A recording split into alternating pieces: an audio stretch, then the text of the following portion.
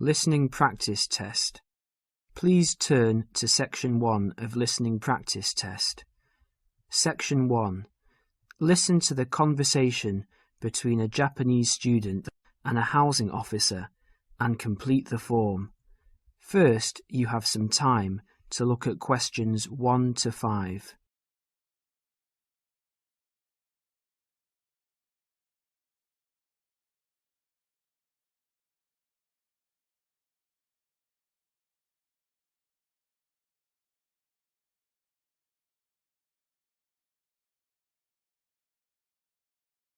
Now we shall begin. You should answer the questions as you listen, because you will not hear the recording a second time. Now listen carefully and answer questions 1 to 5. Yes, what can I do for you? My friend is in a homestay and she really enjoys it, so I'd like to join a family as well. Okay, let me get some details. What's your name? My name is Keiko Yuichini. Could you spell your family name for me, please? Yes, it's Yuichini. That's Yuichini. And your first name? It's Keiko. Keiko. That's Keiko Yuichini. Okay. And you're female. And your nationality? I'm Japanese. Right.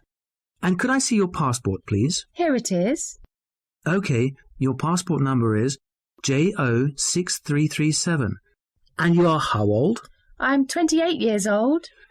Now you're living in one of the colleges. Which one? Willow College, Rome 21C. Right, 21C, Willow College. And how long are you planning to stay with Homestay? About 4 months, longer if I like it. And what course are you enrolled in? Well, I've enrolled for 20 weeks in the Advanced English Studies because I need help with my writing, and I'm nearly at the end of my first 5-week course. Right, so you've completed 5 weeks and you have enrolled for another 15 weeks. That's about 4 months altogether. That's right, about 4 months. Before they continue their conversation, look at questions 6 to 10.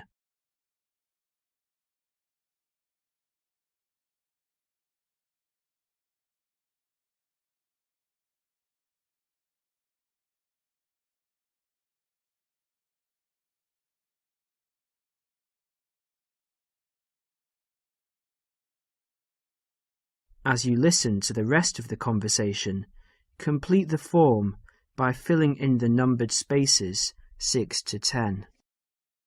Okay. Do you have a preference for a family with children or without children? I like young children, but I like to be with older people.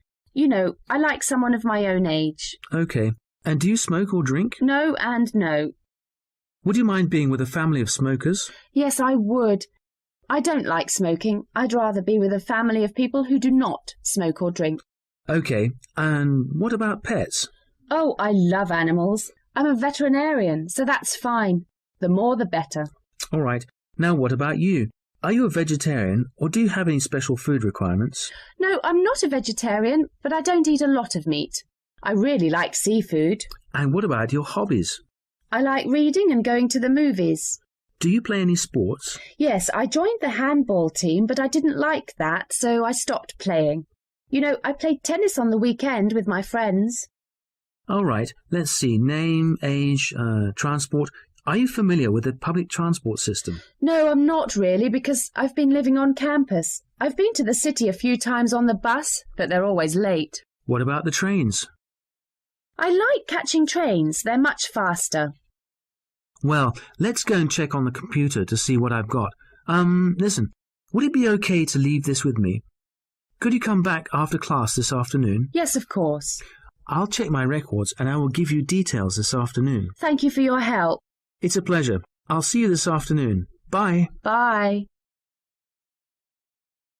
That is the end of Section 1. You now have half a minute to check your answers.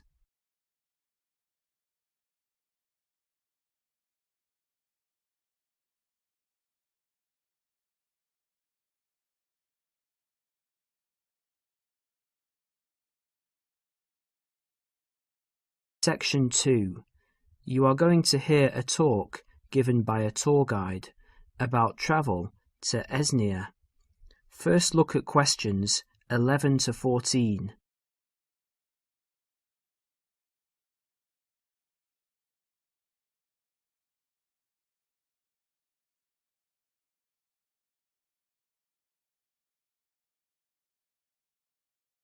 As you listen to the first part of the talk, answer questions 11 to 14.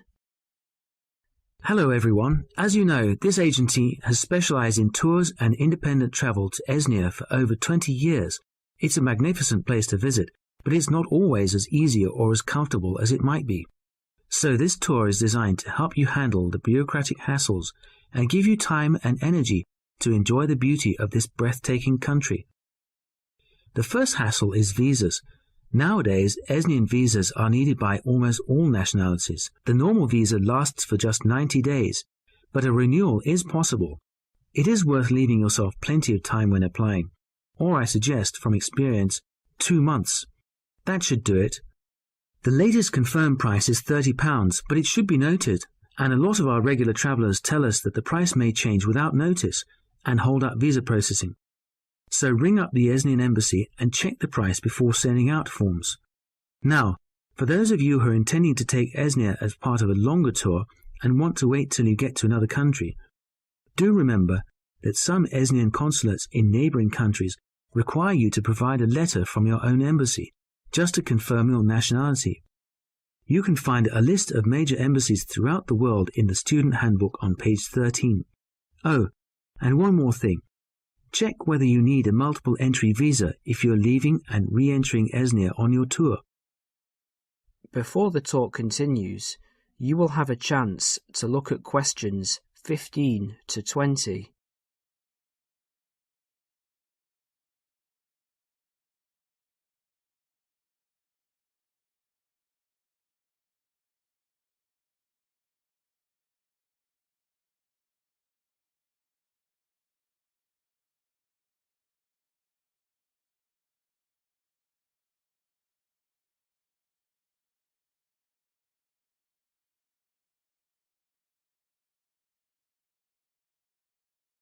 As you listen, complete the summary and answer questions 15 to 20. Now, some miscellaneous general advice. Firstly, if you're rich enough to bring in over $1,000 in cash or traveller's checks to Esnia, you need to fill in the currency form. Don't forget this. You could get into trouble if you do. You must declare all of your items and more expensive items, such as video cameras, on a tourist export form, which you can arrange to carry in advance. Regarding health regulations, although Esnia is becoming a generally healthier country with every passing year, neighbouring countries remain cautious with regards to health standards there, and therefore it is worthwhile carrying a health certificate. The one you need is the BM276. Now all of you here are students, and there will be plenty of concessions for young people travelling in Esnia. The Esnian Transport Authority, for example, issues a special youth fare card which you can get in any railway station. Just show your international student card. Information about getting this is in the handbook, and give 2 passport photos. And by the way, because there is so much bureaucracy in Esnia, we advise you to take at least 12 passport photos with you. They're not always easy to get done there. Finally, a bit more about currency. Pounds won't get you very far in Esnia these days, so they're no good. We advise people to carry either yen or Australian dollars. US dollars are starting to cause difficulties because of political disputes. Another surprise is that credit cards are virtually useless because of fraud scandals. Do carry traveller's checks, but we advise medium denominations. Large denominations increase the likelihood of theft, and small ones increase commission charges. Now, as I mentioned earlier, this student handbook has a wealth of information. That is the end of section 2. You will now have half a minute to check your answers.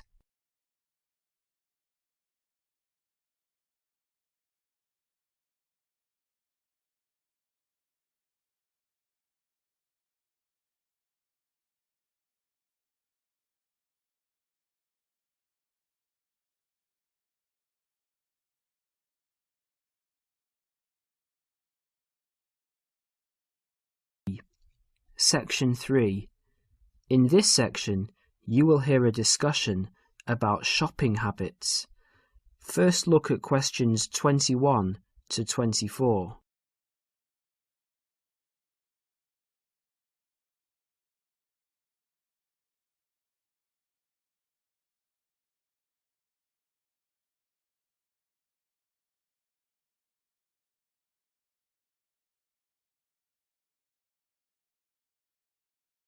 As you listen to the first part of the discussion, answer questions 21 to 24.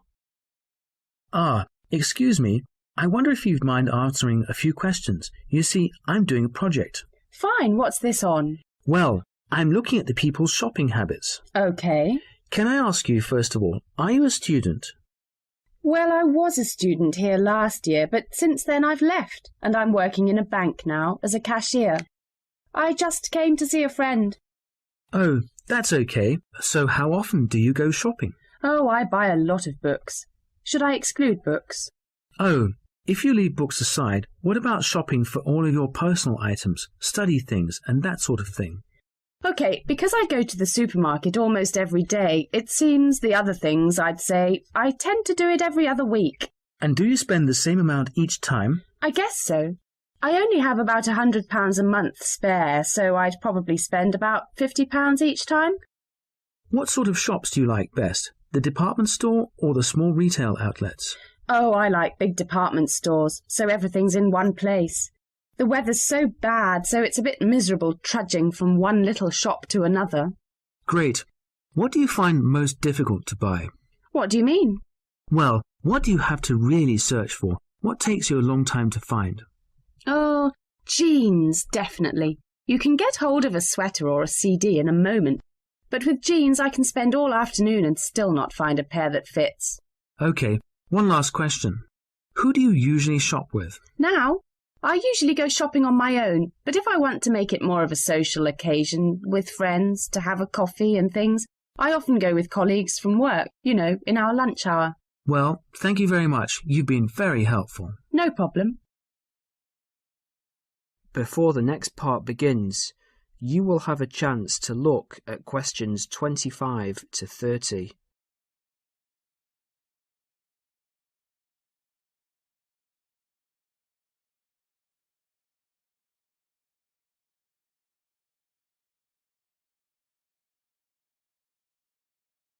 As you listen, answer questions 25 to 30.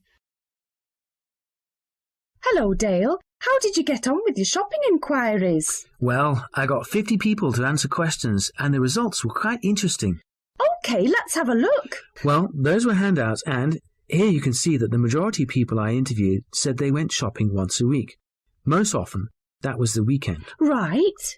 For those people who spend enormous amounts of money, if you see this chart, you can see that half the people spend £45 a month, and while 15% of people spend more than that, an average of £75, the rest spend relatively small amounts. Even the regular shoppers spend no more than £20 a month. Window shoppers? Yes, I asked them what kinds of shops they prefer, and the response was unanimous. Everyone went for department stores. I think that's what young people today want. That's understandable, and that's a useful statistic, I think. I also talked to them about the things they found most difficult to buy. I thought the answer was going to be something like books or study materials, but it's always clothes. They have problems with things related to hobbies. As far as sportswear is concerned, they complain about the lack of shops that sell it. Not many have trouble buying sweaters and things like that, but shoes and trousers were really problematic. Was that, again, because there just isn't enough variety? Yes, they say everywhere they just come across the same styles, so they just give up after a while. I know what they mean. Lastly, I asked them whom they want to shop with. That is the end of section 3. You will now have half a minute to check your answers.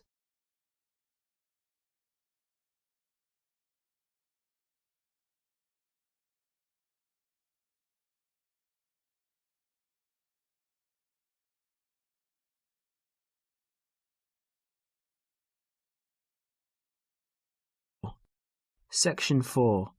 In this section, you will hear a lecture about study and answer questions 31 to 40. First look at questions 31 to 40.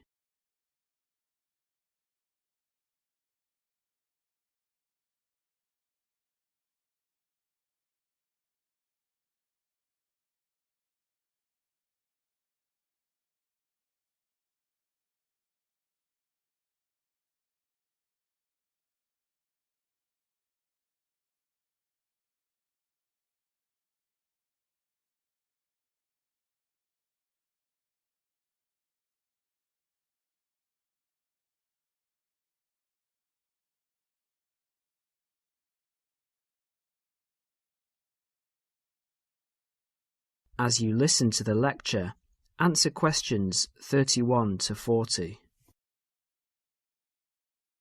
Can anybody hear me? Is this microphone working? Good. Now, welcome everybody to the second of these lectures on successful study at college. Yesterday we looked at housekeeping issues, where to find information, how to use the library computer system, and so on. Today we're going to cover an issue that will be vitally important to you all throughout your time here at college, and that is time management. Hundreds of books have been written about time management, and those of you who are interested in doing some extra reading on the subject are very welcome to see me after the lecture, as I have a book list here and some other useful materials. Now, time management. In the past, this used to mean making a list to plan for every hour of the week and then try to stick to this plan. These days, however, the whole idea of managing time has changed. In fact, if you think about it, you'll find that it's impossible to manage time. It just goes. So what you really need to manage is yourself. To manage yourself effectively, you need to have a clear idea both of what you want to achieve and how to achieve it. In other words, you need to set goals, and you need to move towards achieving these goals in an efficient and systematic way. Most coursework at the college is set by mid-semester, and at the end of the semester usually involves 2 written assignments of between 1,500 and 3,000 words in length. If you look around you at college, you will see that during the first weeks of the term, everyone looks cheerful and focused, followed by a change around week 6, assignment time, when people start to look a bit stressed. The library reports that an increasing number of students become angry when books are not available. So what's happened? Has everybody become suddenly irritable and angry for no reason? Not quite. The reason is that people have not managed their resources well. They have not set priorities for reaching their goals and, as a result, some of them realise they are going to do badly with their assignments. This will not be because they lack intelligence or love of the subject. They will fail because they did not have a clear idea of what they have to do and how long it should take them. Let's step back a minute. What do we mean by establishing goals? Well, basically, it means deciding what you want to achieve. In other words, deciding on the results that you want to achieve. The students that I've mentioned found themselves very stressed, mainly because they have an assignment to do. But they did not fully think through the effect that this would have on their day-to-day life.